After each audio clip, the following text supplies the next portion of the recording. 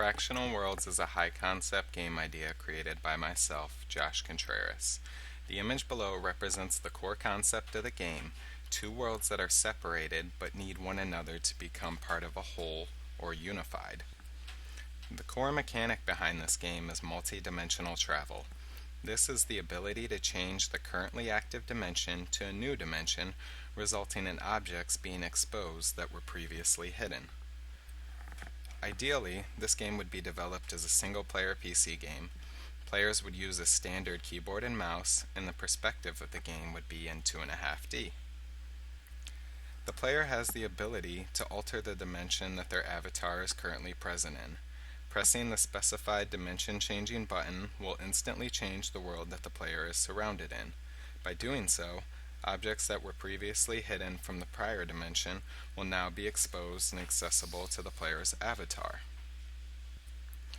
The player begins in the first dimension, running towards the edge of the platform they are standing on. The player jumps towards the column, landing on the top of it. Seeing that they are unable to progress, the player changes to the second available dimension they have. Upon doing so, the player realizes that the spike resting above their head is no longer attached to the ceiling and will soon crush them. The player then begins to run and jump towards the newly exposed platform available in the second dimension.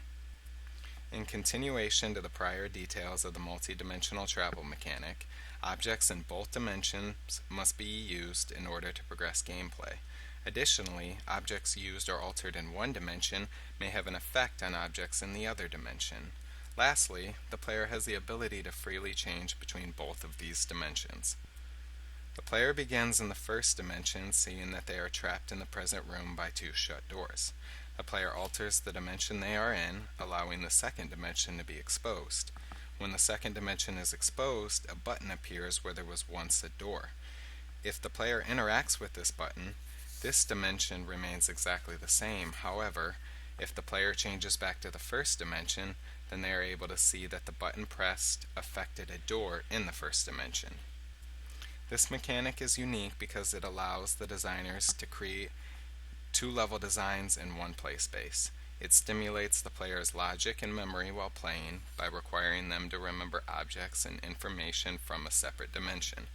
This mechanic also allows designers to create multiple solutions to given progression blockers in-game.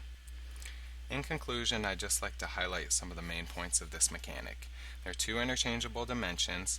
You interact within both dimensions, and you solve puzzles in these dimensions to progress. Thank you for watching.